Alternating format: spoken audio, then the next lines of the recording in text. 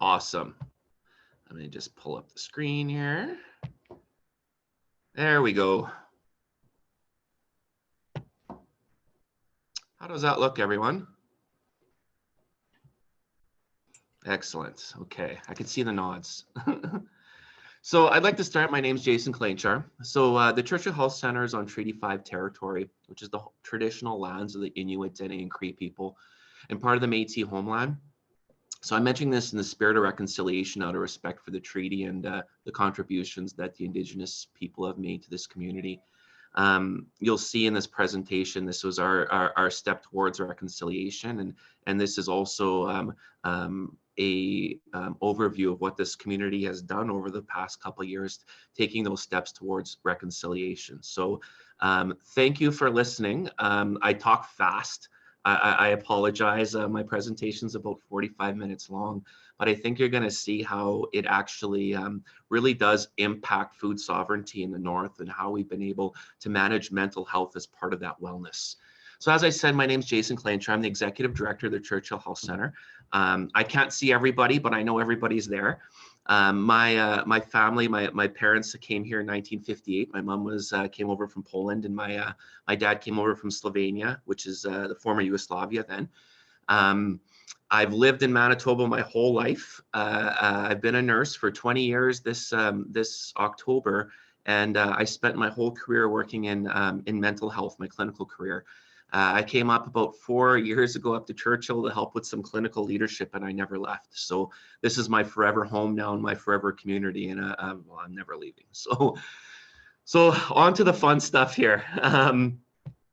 You could see from the first slide here that Churchill and the Health Center is built right on the Hudson's Bay.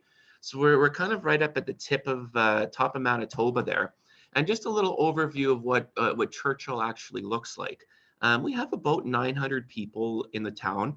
This picture, I have to admit that this is the only one that I stole off the internet.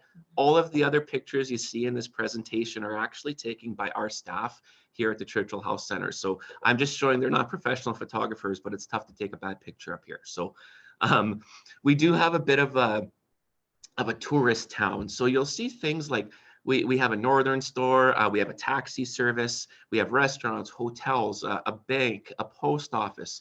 We have this massive complex that has a swimming pool, a hockey rink, a curling rink, a bowling alley, an indoor playground for the kids, just this massive amount of infrastructure for a town of 900 residents that was originally used as a military base back in the 70s. So as part of Churchill, we are not actually an Indigenous community, but over 60% of our residents are Indigenous and coming from the Dene, Cree, Métis, and Inuit people. So when it comes to our health center specifically, a lot of those resources are not only services within the health center, but services in the community. So I need to kind of give you this slide. It's going to kind of give us a baseline of what we currently have in Churchill. If you look on either side of that, we've kind of bookended it with two different services. Now, obviously, the patient, the client, the consumer, the participant would be in the middle of this model. But on either side, we have inpatient services, which is your typical, when I get sick, I go through the emergency department and I get admitted into a hospital room. We have long-term care as a part of that too. We have 10 beds for our elders in Churchill. And I should mention that when Churchill does refer to elders, they refer to elders as the formal term of the word elder, as well as somebody of a certain age that carries that respect. So I'm going to be using them kind of somewhat interchangeably, people might be used to. So that's how the elders would like to be presented here. So that's kind of the inpatient side, your typical walk into a hospital. We have 29 beds in our hospital, as well as an operating room and an emergency department. On the opposite end of this, I wouldn't even call it a spectrum, I'd call it a model. You have the community resources that are really built upon, let's say, the RCMP, Manitoba Housing, friends, family, just all these supports that are around the person that may not be considered non-healthcare. So the first little tier we have there is what we would call the Warrior Caregiver program, and that is our land-based Indigenous men's program.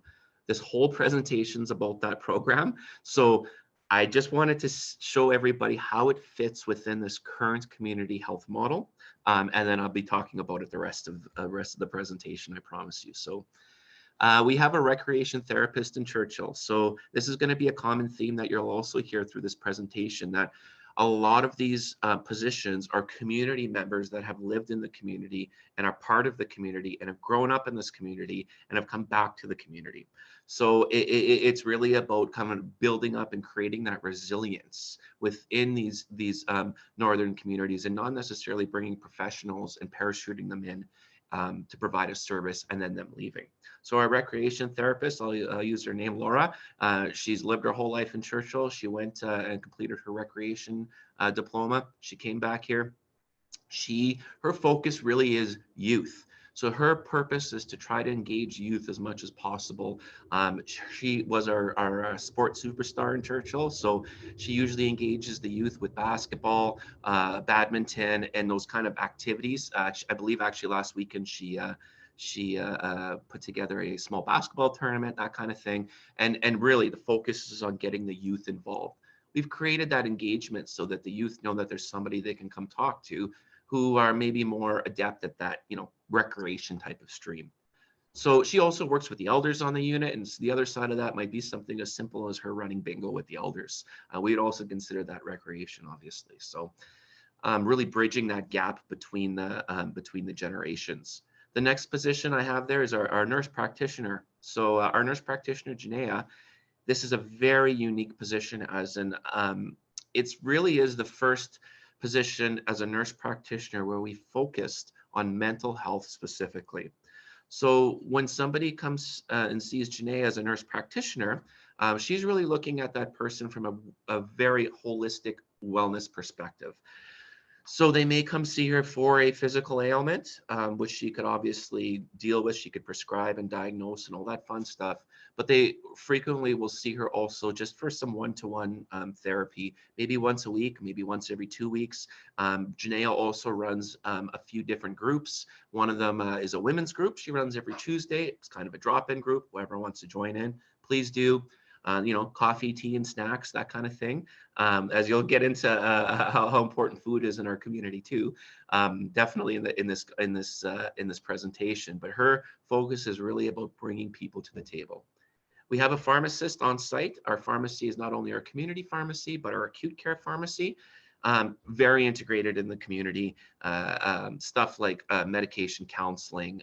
Obviously, diabetes management is a huge perspective of that position, and how we partner with our public health nurse to kind of manage some of those diabetes workshops.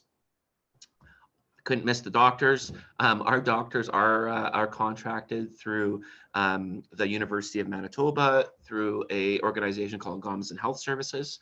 Most of the doctors within the north are through that service. We have our chief medical officer, Dr. Bender, who's here most of the time. He lives up here most of the time also. So we do have kind of that regularity when it comes to doctors and the same people coming up here. But the beauty of that nurse practitioner position is that it's actually somebody in the community all the time. And that way, when somebody with some sort of mental health crisis, is needing some sort of medical intervention, they don't have to go to a new doctor and tell them their whole story all over again. We do have some perspective already with a nurse practitioner that has some of that insight. So it's been very powerful to, again, create some of that trust and engagement within the community. Our addictions worker is also social worker. Her name's Michelle, longtime community member, forever kind of thing. Her specialty is actually auricular acupuncture. So she will use acupuncture within the ear for addictions mostly, but also for relaxation. A lot of people would just come up, hang out with Michelle, and she'll throw in a couple of needles and they end up falling asleep. Again, it's that engagement thing. It's just to put somebody in a really safe space to know that they can talk if they want. Home care, very similar to a home care program, but we would also go kind of above and beyond and really manage it as sometimes we just need to get eyes on people and see how they're doing this week. And it might just be having a coffee with somebody and going for a walk. So way beyond just the formal home care perspective. Public health, obviously, there's been a lens on public health over the last few years. We're finally coming to a point where our public health nurse is able to do groups such as families groups, safe families, a couple new moms groups, that kind of thing, to start moving away from talking about just strictly COVID-19 and the pandemic. So obviously that's very exciting. Our peer support worker is kind of my next step position.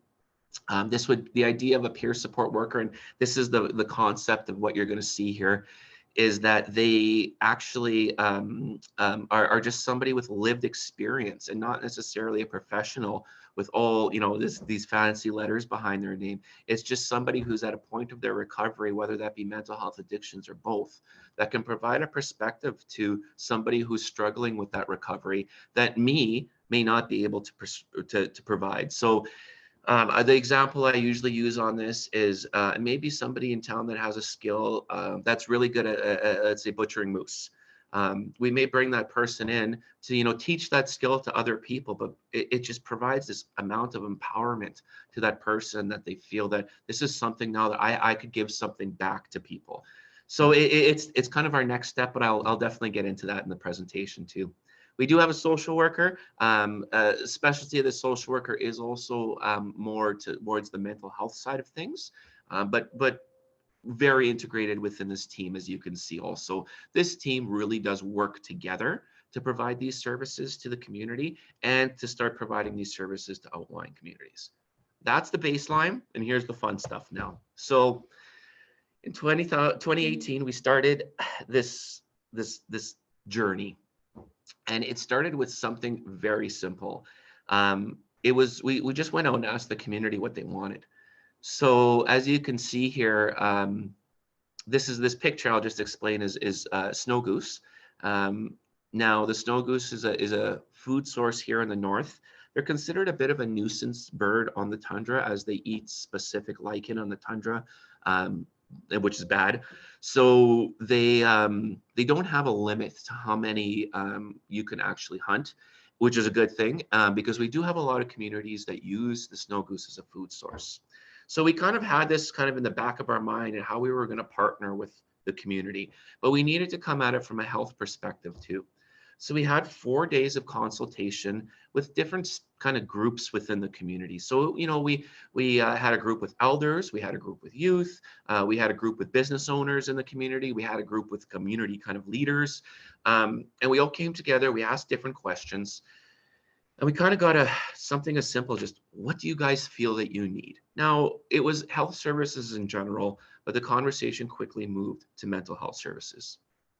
Out of that 4-day consultation, we had an artist present each day, and I do have some pictures of this in here, who drew kind of clip art of each day, kind of like, little pictures on a greater canvas.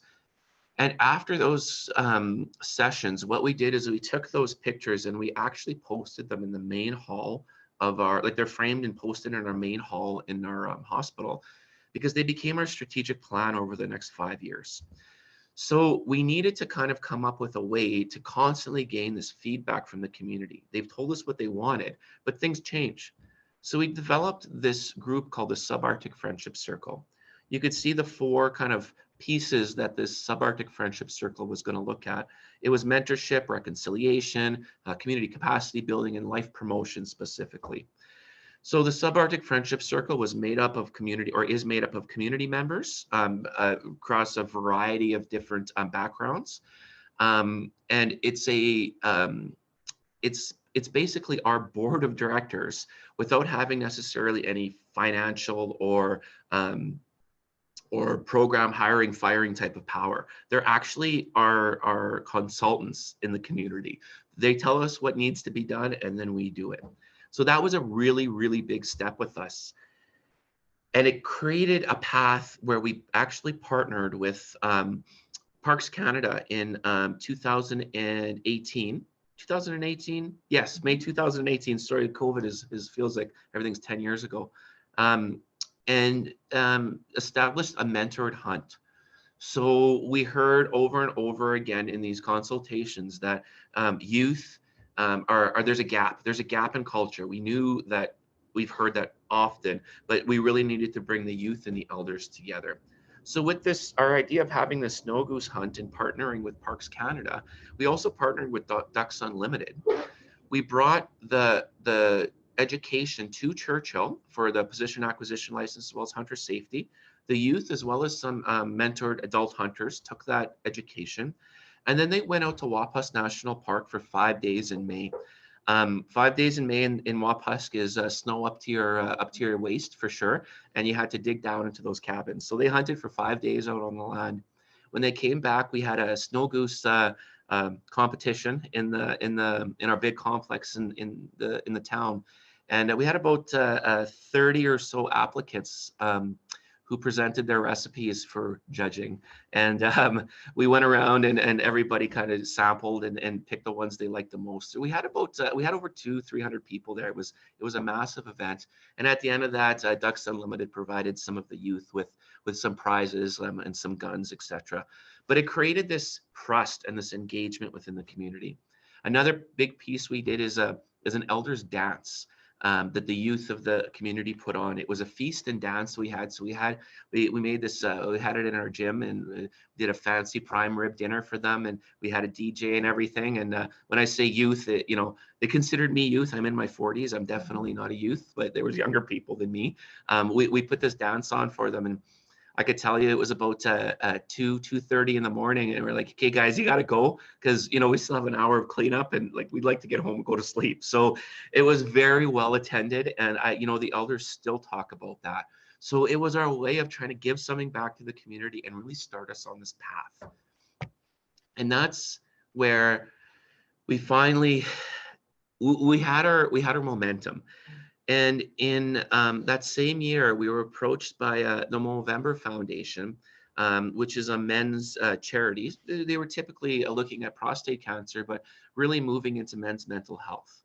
Now, during these consultation sessions, the men's mental health, it came out loud and clear. It just kept coming out from every group that men just were not either getting the help or had the ability to get the help that they needed in our community. So we partnered with Movember and created our men's mental health program, our land-based program called the Warrior Caregiver Program. Our target was Indigenous men's mental health. And we really looked at offering kind of 4 land-based anchored exercises every year. So that was in December, that would have been a moose hunt. In kind of February, March, we looked at dog mushing, as well as some Northern Lights watching. In May is our kind of our signature event, which is our mentored snow goose hunt. And then during the summer, we have a very active beluga population in Churchill. So we do a lot of on-water stuff and kind of shore lunches during that time. So that was kind of our anchored events, obviously through the seasons. Now you can see there what happened. The first time we kind of went out and dipped our toe into this, there's a couple really big barriers that came to light that we knew were going to be barriers, but that we knew we had to really push through. So you could see the moose there that they caught on their first exercise out on the land in December of 2019, in the middle of COVID. So we really just couldn't do these huge groups of people. So we had to keep things a little bit smaller. Now that wasn't at all, it didn't at all impact the number of men attending our programming. As you can see, we had 100, it's actually closer to 150 different men in the community that were active participants since this program has started in 2019. That's about 20 to 25%. And just looking at how that scale up would work, if we looked at Winnipeg at 1 million people, if we use these numbers, basically we would be saying that, 200,000 men would be attending this type of programming when you scale it up. Obviously a massive a touch to any community or any urban setting, obviously, but had a huge impact to a community of 1,000 people.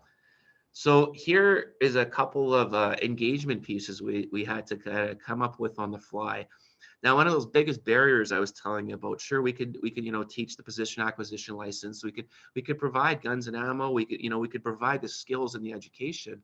But what the one thing we need is the active transportation to actually get out on the land. So if there's any bureaucrats in the room, the Churchill Health Center and the Winnipeg Regional Health Authority purchased its first snowmobile in 2019, and I think you can totally appreciate how unique that was. That was the first of the 3 or 4 we have now, with a fleet of 5 coming on its way. So we really wanted to make sure that there was absolutely no reason that if somebody wanted to participate in this exercise and in this hunt, that they could. So the tree you see there, the town had approached us in 2019, again, because we were just really, again, a lot of our northern communities felt the same way. We were extremely isolated during this that COVID wave. And Churchill, you can only fly in or you take a train in. There's no road in and out of Churchill, so things got pretty dark in the winter too. So the fact that you combine that with really being secluded in your own homes, we had to do something to really get people out.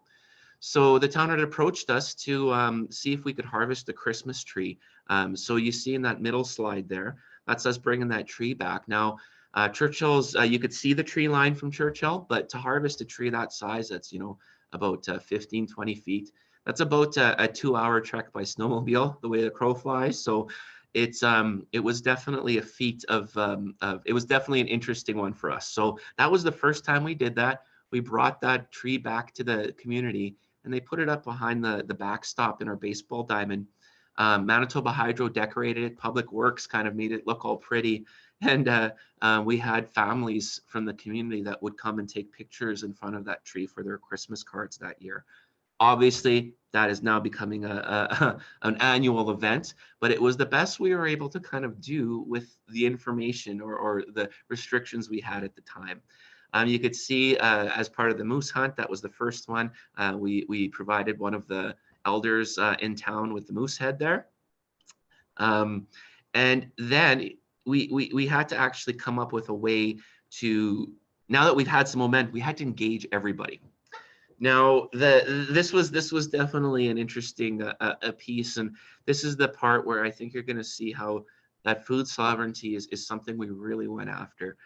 So coming from me, who's somebody that's kind of been transplanted into this northern community, I seen quickly how food and food sovereignty became such an important piece of even my life almost instantly. And I think that my first winter here, I was at more potlucks weekly than I think I've ever been in my whole life. And I think it really showed that people in the community came together to share during these potlucks. But food was so important, as a part of that. So remember, we needed to engage men, and that's not always easy. Coming from being a man, we hide. We, especially when it comes to mental health and addictions, we hide and we think we can fix ourselves. So we had to kind of come a way that it was very safe. So we put together a men's cooking class over Zoom, and the first one I believe was moose fajitas. I think we did. So we took the moose that we harvested on the land, we brought it back to town. We had no place to hang this moose. Obviously, we're a health center. So we pulled out the ambulance, our spare ambulance, and hung this moose up in our ambulance, in our ambulance bay, and butchered it there. And then we took the pieces that we needed for this first recipe and distributed it to anybody who wanted to participate in the community. So we portioned all the ingredients as well as everything. Everybody had everything they needed. Our first one, it was our chef in the health center that did it, and we set up a little webcam in our kitchen and everything. It happened at 6 o'clock on a Wednesday, so it was kind of a time frame when everybody was having supper. And something happened. Something happened really, really quickly here. After the first one and the second one, we had about 20 to 25 men that we were able to kind of handle at once on this thing. And I'd kind of sneak in every once in a while to see how things are going.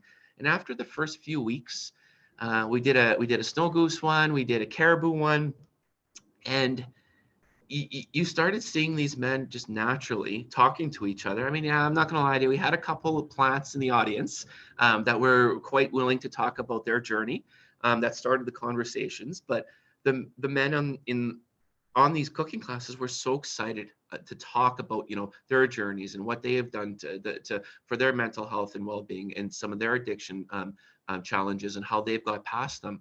And then soon you would see the men cooking, and you'd see their kids sitting up on the counter with them, maybe helping them prep. You'd see their partners every once in a while, kind of peeking in to see how they're doing. And within really about 4 weeks or so, these men came to us and said, you know what, I've got a freezer full of snow goose. I'd like to donate that snow goose, and I'd like to actually share one of my recipes with the group, and I would like to run that group next week. Well, I mean, we really couldn't ask for anything more than that. We facilitated an avenue for people's recovery through food sovereignty, really, and we created something that people instantly attached on. The engagement was there. It was a really, really beautiful feat for us. So now it's one of our most successful programs, and I really can't totally explain it. It's just we hit the nail on the head our first try, and that really came from all of us asking, what does the community want, and us living in the community and knowing what kind of the community kind of needs in that moment in time.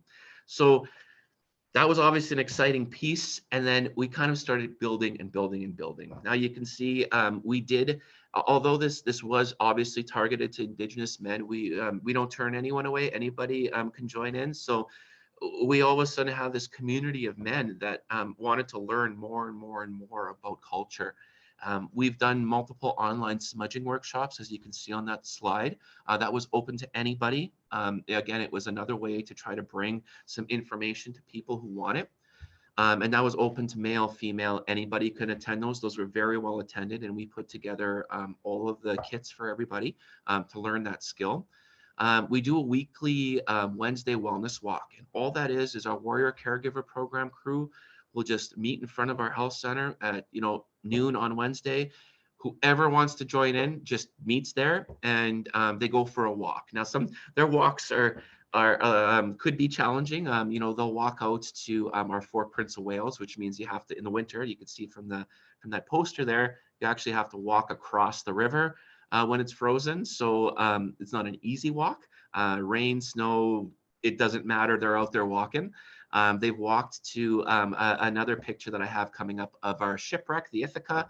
And that's another walk where we actually have to bring a bear guard with us because during those summer months, the polar bears are quite active in those areas. So, a walk in Churchill is a little bit more than taking a walk around the block. It's a little bit more involved, and there's also a little bit more preparation to make that happen outside of town. So, we're able to kind of do that weekly. It is very well attended.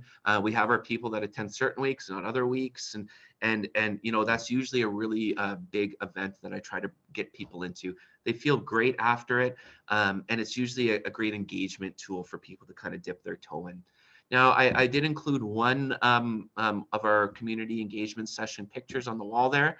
That's what they kind of look like. Right in the middle, I know it's tough to see, but I believe it says activities for elders and they're dancing. That was like the first thing we did. So, if I was to go around with a dry erase marker now, I'd be able to put lots of check marks on these things. And, the idea here was these were made for the community. There's no need to make a fancy 10-page document that nobody's going to read. Let's just make a picture worth 1,000 words. So that's really what we've done in that. And it's just been so tangible. We started our evaluation with this program in general and kind of what it's done for us and how it's kind of helped the community. This evaluation was done in partnership with Movember, but with a third-party evaluator. So it wasn't us or Movember that evaluated this program. It was a third party, a neutral party. We really wanted to make sure that the valuation came from an Indigenous lens and that it wasn't just a bunch of numbers on paper again. So we really took at it from an interviewing, qualitative perspective. And we actually did this whole evaluation during a gathering in September of last year. We brought in two elders to start us kind of on the journey of building a sweat lodge within Churchill. Churchill didn't have a sweat lodge that was actively used, and a sweat lodge that could actively be used by all nations. So this one involved, we went through a week. We went out, collected all the willows, all the grandfathers. There was a big group of men that really put a lot of work into it that week. And then we ran 4 sweats, 2 for the community, as well as 2 for men specifically. That sweat lodge is now getting used monthly in Churchill, and that was a huge, massive step for our community. And that sweat lodge right now is in the middle of our community, right in our square. So that wellness weekend was part of this. We brought the evaluator up to actually have face-to-face conversations with participants who wanted to be part of that evaluation. Out of all the words on there, obviously the biggest one that I think impacts me the most is the 1/3 from the bottom there that says working with my son. We've heard that comment over and over again. It's not, and when I have that written there, that's not just one person saying that. That was a very common theme throughout our evaluation. I think it really just spoke to that gap that has existed through obviously many of the pieces that we're trying to work through with the calls to action. But to have a comment like that made, and to be able to build on something like that, that really was that generational life promotion activity. That was probably one of the most exciting things I had to see, because I really thought that for our little community, it was going to take a little bit longer. So to see that after a year of this program running has been pretty exciting. So here's the very simple wrap up, and I mean, this is what basically the conversation that we had here over the past half an hour just really does come to this framework. All we did is write down all the stuff we did to be successful, and you can see from this framework is very simple. First thing we did was community consultation, as I said, 4 days. All we did is ask the community, what exactly do you want from the health system? And then we started building that.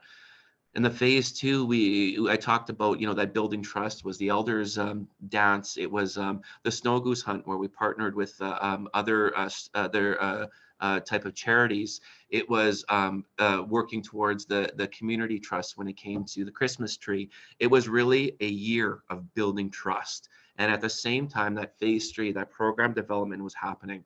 Because as that trust was coming out, people were very open to telling us more personally what they'd like to see out of some of these programs. So we're able to kind of continually grow and grow and grow. This phase 4, I have to admit, was something that we added, or I personally added after helping providing a little bit of mental health support to a community about half an hour by plane from us to Dooley Lake, when they were experiencing some crisis after a young man had committed a suicide in that community. And really talking about how to, or from what I heard from the community and a couple of the elders, about mentoring and training youth. So we kind of, we were doing it informally, but we kind of added this phase, and it's like, yes, there's so many youth that want to be involved. How do we mentor them within our Warrior Caregiver program, working with our elders and knowledge keepers to make that happen? That's kind of what we're working on right now. And of course, the phase 5 is what we would call implementation. This will be forever now. This framework really is a big revolving big circle that's just going to keep moving, and we want it to keep moving. We never want this to be stagnant. We developed this through a pandemic. We know that we're coming into a different stage in this endemic now, where mental health has already been really bubbling to the surface, even in the last 10 years. But that really put a really strong lens on it. So I really feel that our timing was really, it really couldn't have been better for this, because we have a program now that's actually running at one of its most important times. So this last slide I have here, I had to add it's Dr. Bender, our Chief Medical Officer there in the blue shirt. I had to just put him in there for scale size. So this is the Ithaca. This is one of the this is a shipwreck in Churchill, and when there's low tide in the summer, this is one of the wellness walks that we actually do. I have my information here, and I truly mean this.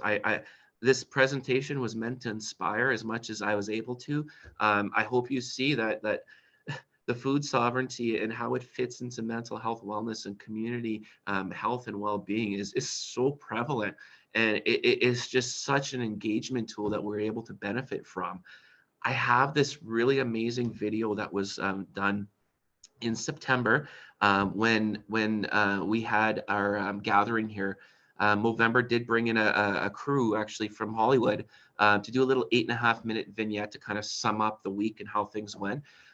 It's a really powerful video, and unfortunately, usually when I show it in these settings, it does kind of stutter a bit. So I want you guys to have the opportunity to really watch that when you want to. It talks about ceremony and one of our Warrior Caregiver program employees, DJ, receiving his name.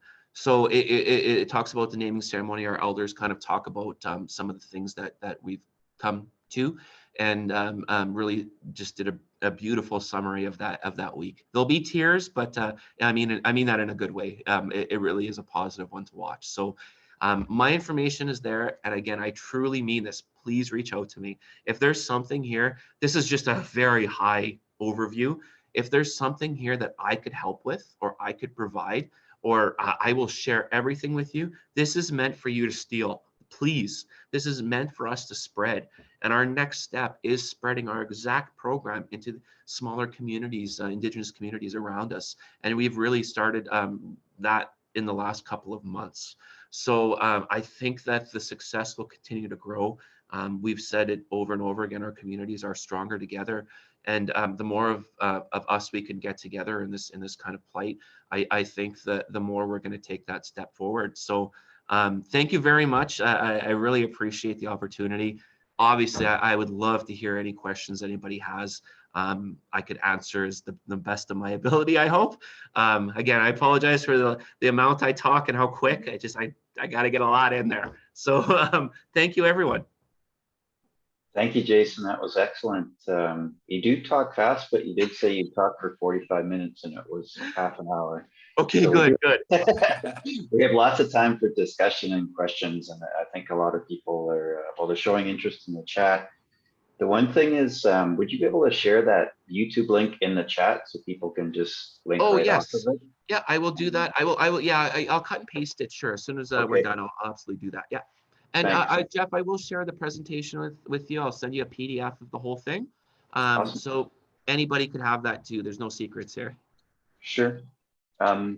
Before I ask if there's any questions from the group, Bob, did you want to say something? Yes. I just wanted to say thank you for such an exciting presentation. And when I first heard about this was through Dr. LaValle, and it caused a lot of excitement. But now to actually see and hear from you, it was a wonderful presentation and very exciting.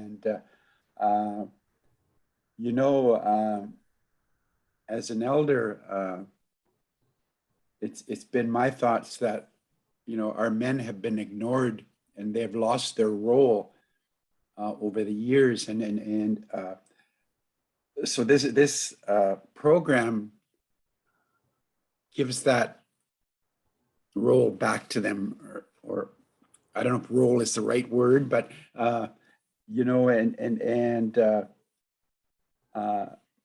it's so exciting to see the community come together like that, especially men, because like you said, men tend to hide, so I think this is a wonderful program for men, and I would really like to see it spread. Like, I grew up in a urban center all the time, so but I would like to see something like this in wherever there are Indigenous men, I worked for a women's organization. I was the diabetes worker, and I always felt our men were excluded because men have diabetes just as much as women do, and so rather than be exclusive, I always wanted to be inclusive, and so if I was doing a diabetes workshop or talk, I always included the men and made sure that they were there. So I just can't say enough about how excited I am about this type of program, and thank you for being with us and sharing that with us. I didn't find that you talked fast. I was following everything all around. So I guess maybe because I was so excited about it, I really don't have any questions, but I just wanted to make those comments. And so Miigwech for being with us and presenting that to us. Thank you. Thank you. I should mention, I know the elephant in the room is what about the other 50% of the population, Jason, that you've kind of missed here? No, I promise you, this was, we kind of followed, the organization that was willing to work with us in that moment. Things fell in place right away. We have 2 positions that will be utilized for a women's land-based program, like literally in the next week or so. It'll follow this exact same framework, actually. So that is coming. Definitely, I had many times had that question. Hey, what about us, Jason? It definitely it was the next step. So it's happening quite quickly. I see. I unfortunately I didn't have the comments in front of me. It is a polar bear behind me on the wall. I hear different stories how it came to us. I believe it was a gift, and I believe this one was a gift from Nunavut specifically. This is a small bear. This came to us in the mid 70s or so when the health center opened. So they're bigger than this, I promise you. Yeah. Yeah, thank you, Bob, for that, Jason. So yeah, there are some comments in the chat, so I can take those and relay them to you. And then also, Crystal, I see you have your hand up too. So maybe we'll start with Monique's because I saw hers come up first, if that's okay. She's just asking if the online smudging is open to people in Manitoba, and are the men's cooking show on YouTube channel? So the men's cooking, I'll start with that. Here's the next step of that, because it's been so successful. We actually have our program, although it's run in the health center, in this brick and mortar hospital setting, our actual program is physically held off in the community at a housing unit. So it looks like a house. There's offices in there and stuff like that, but you just walk into a house, and it's got a really nice kind of bigger industrial kitchen in there. So we've started, the idea is going to be to wire it up and to actually have these kind of more, now that COVID is moving into an endemic, have people in the room and kind of do a pseudo live cooking show that we would actually be kind of recording and putting out there to everyone. So we guest speakers and that kind of stuff we'll eventually have coming in, but for now it's just a Zoom that we're doing everything on. So just this kind of format and somebody talking. And then the smudging thing. So the smudging thing actually came out. I didn't talk too much about our actual employees in there, but Jill Larkin is a bit of a superstar. So she'd hate if I said this. She would hate it, okay? But she's not here. So she's an absolute superstar. And Jill came to us from Parks Canada. Her background is not mental health. It is not anything to do with health. Her background is actually in conservation and biodiversity and stuff like that. She's amazing on the land. She runs our junior rangers and takes kids who are 14 years old and have never been on a snowmobile 500 kilometers onto the tundra.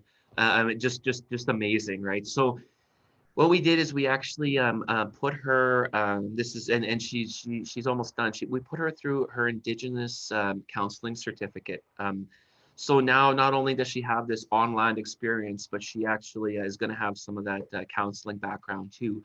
And the person who actually put on our smudging workshops was her teacher in those classes. So what he did is kind of did it for our community, and we're looking at how to expand that now into other communities. So I think just like the cooking stuff, there's going to be room for this for sure. Absolutely, yeah. Awesome, thank you, Jason. Crystal, do you want to go next, and we'll go to Sarah's question after that? Sure, thanks, Jeff. I just want to say, Jason, thank you very much for such an amazing presentation and inspirational insights. I think so many of us are definitely feeling inspired by this success. I wanted to also just say that I see your passion and I can actually feel your energy. And I think that says a lot. It's a lot of dedication and fire behind what you do. And that's important because people can feel that, the people that you're working with. And that's, helps to draw people out. So I was just wondering, because we've actually talked a lot about men's programming and whatnot, and we really do a lot of discussions around how we can engage more men, because something that we've noticed over the course of our work is kind of the absence of men in health and wellness programming, or I don't want to say the lack of interest, because maybe there's a lot of interest there, but maybe some fear, maybe that reluctance to be a little bit vulnerable, because we do live in such a rigid society that puts a lot of expectation and just kind of, it creates a lot of hesitance for people. So I feel like people sometimes don't know how to come out of that, or sort of break out of that comfort zone and get on that path of nurturing their holistic wellness, especially men. So that's what I find in my 15 years of working in diabetes prevention and health promotion in general, just in the broad field of everything, that there's very little male participation. And so I just wondered if you had some specific tips or suggestions for how to draw the men out, so that we all can really get a good handle on nurturing holistic health and wellness in our entire communities, because definitely it's a communal effort. It has to be everybody joining together, and that ripple effect and the positive impact from that is more powerful when everybody's involved, rather than, like you said, and like Bob mentioned, things being primarily targeting towards women, oftentimes. And that I agree with Bob, there is not as much attention being given to men's health and wellness. And the question is, how do we do that? And how do we draw the interest and I guess, make them feel that they're a part of the whole equation? Those roles and responsibilities that you talked about in your presentation, that's just fundamental to the health and wellness of our communities. But of course, we know there's been a lot of disruptions over the decades and centuries. And so that's what we're collectively healing from. And so the question is, how do we put everybody in the circle? That's frustrating for me. Like I would like to know how I can get men to come to, a simple workshop that will teach them about signs and symptoms of diabetes. How do we recognize this? And how do we get the courage to go to the doctor and get a checkup, so that we can find out and prevent these complications from happening? Because as we know, a lot of these diagnoses are happening at a time that they're going to have a specific ailment addressed, right? So they're finding out they have diabetes by addressing some certain complication. Exactly. That they didn't know was the result of living with diabetes for who knows how long. So there's a whole bunch of different layers to this, right? And so, yeah, I just wondered if you had any tips or suggestions. I'm rambling on now. No, you're exactly right. The first year this program was running, it was all about engagement. It was just all about trying to get people involved and talking about it. So when I talked, kind of that first slide, you could see that the Warrior Caregiver program, our land-based program, is part of the overall health system. It's not in a different spot or anything. It's part of it. So our nurse practitioners, our doctors, whoever will refer people into that program, right? So that's what you're saying. They may come in for diabetes, but we know all this other stuff, and maybe we know that there's some addiction level or whatever. We could refer to them that program. But I also mentioned kind of how there was so many people in this program, our employees are from the community. And that's that grassroots piece. So frequently when you do watch the video, I see that Sandy has posted the link there. DJ is one of our employees. He's in the program, and he talks about his kind of struggles and where he's come. But DJ, if he says, well, I haven't seen so-and-so for a while, and he'll be driving and he'll see that person walking, he'll stop and he'll say, hey, hop in. I haven't talked to you in a while. Let's go for a ride. Let's go for coffee, whatever. it's creating that moment where people feel safe. It really is. The best example I can give to this is where kind of we've come to.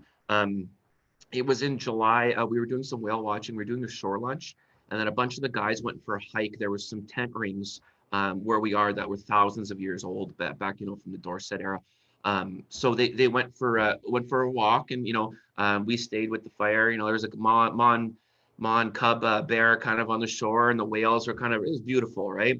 When everybody came back from that hike, we did a sharing circle, and for me, I've worked in mental health my career, and I've heard lots of people's stories, but to hear those guys with their sons around this sharing circle talking very candidly about their suicide attempts, their addictions, I'm like, wow, I did not expect this to happen this fast. And it all came from those moments that we created along the way, those trust moments. I'm just saying, look, we're not telling you got to come see us and take all these pills. Just come to our elders dance and have a really good time. That's all we're asking, right? And it took us, I shouldn't say it took us a year. It didn't actually take us that long, because this is exactly what the community wanted. That's all we're doing here. Exactly what they asked. So I don't know if that helped. I should say there's one other trifecta I always go to, and you can see how it's kind of managed within the program. My thing is music, so I play guitar. I'm like, okay, I try to engage people through music. You want to learn to play guitar, you want to sing a song, whatever. The other thing is kind of sports. So, you're going to get that personality that's really gravitating towards sports. And then you have also where I kind of fit in is the egghead, the math, the trivia, the more technical person that may, enjoy a different kind of route to have conversations with. So the program is kind of built around those three engagement pieces to try to get those personalities in. Yeah. Thank you. That's amazing. That's definitely helpful. Great. And I just want to say again, I think that the openness, the open environment, and that welcoming atmosphere, like you said, creating an atmosphere of safety is so important. And the fact they started talking about those personal stories, like you said, so quickly, I think it's just a huge indication of the wonderful atmosphere that you actually cultivated there. And that's what people need. They need to have a comfort level, and definitely feel inclined to share. So Thank you. I appreciate that. Great. Thanks, Crystal. Thank you, Jason. Just a reminder, everybody, if you have a question, feel free to type it in the chat or raise your hand. Got another 11 minutes with Jason. We can continue discussion here. So a question from Sarah in the chat. Those partnerships with mainstream quote unquote organizations like Movember are awesome. Can you speak to building those relationships within community? Yeah. You know what, I'm very tongue-in-cheek when I say this. This program has been successful without any financial healthcare dollars. It's been successful with nonprofits. It's with funding through different streams that we've been able to put together. When it comes to the food sovereignty thing, we made a very close connection with it was Tides Canada. It is Make Way now, I believe. Who were the ones that sponsored one of our snowmobiles, let's say, right? Once we got one, it was a lot easier to get another one, right? And now equipment like that is what we are actually putting into our capital plan for the health center. So next year's plan not only has a snowmobile, it's got a boat too. So why is a health center buying a boat? It just seems so outside the box. Unless you were here, you'd be like, oh, that makes total sense. How is it supposed to get up the river? I can't walk. So it all makes sense when you're here, right? So to try to, for me as an administrator, to maybe go into and have those conversations from a health perspective isn't as easy as I have those conversations with organizations that understand that, like Ducks Unlimited, like Parks Canada. Why would a health authority ever partner with Parks Canada? Here's the example of why. And that wasn't our first and only partnership. There's been many since. So these organizations have come to us. Oceans North is another one that we've started working with. We're all doing the same thing. It's just from a different lens. So when we were able to kind of really sit down one-to-one with everybody, we're like, hey, we could actually work together and pool our resources, and again, create something much more powerful than what we had. And that's really it was the momentum of that has made us this successful to work with these other partners. Once all the partners seen that, hey, they could attach their name to something that's like actively going forward and working and changing people's lives, you know, it became more and more like, what other resources do you need? Which is beautiful, really, you know, so. That's great. Excellent. Thank you, Jason. A comment from Maggie King, just that this is great. There is a men's group here in La Ronge, Saskatchewan. I would like to be able to share this presentation with them. So you mentioned that you'll share that with us and we can pass it along. Very true. Food sovereignty is so important in Indigenous cultures. Yeah. There's one little piece here that maybe I'll mention kind of as we're closing up. Movember has we're actually in the middle of organizing a larger gathering here in July. It's actually going to be July 20th to 24th. And it's going to be a global men's gathering. So Movember has already, we've already registered and solidified just about 70 men coming from Australia and New Zealand, along with the elders from there that'll be coming to Churchill for a week-long gathering. We have 2 other Indigenous communities that have also are also coming to participate. And within that gathering, not only, you know, are we going to have the regular type of ceremonies and teachings, but we're actually we're going to do some out of the box fun stuff too. So we have an Indigenous film festival where we're thinking that's going to be our kickoff for it, that we'll probably do every year.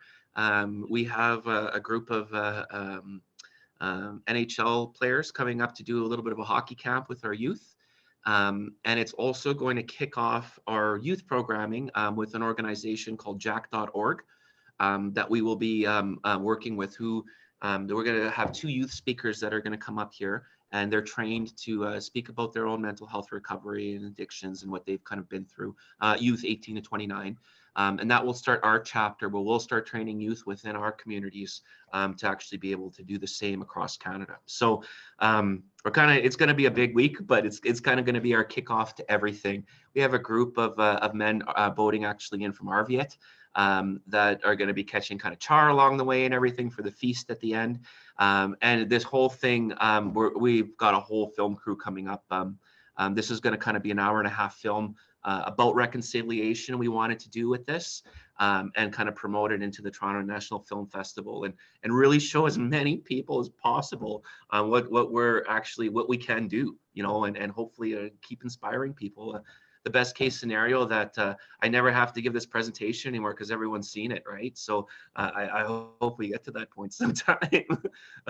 But yes, I just want to show that this is never going to end. This is never going to end. There's just more and more that we could keep building, and more that we can keep spreading. So that's probably the best way I could end it, I guess, Jeff. Okay, great. Thank you, Jason. Just one quickly, Nick asked, does the Health Center have a Facebook page?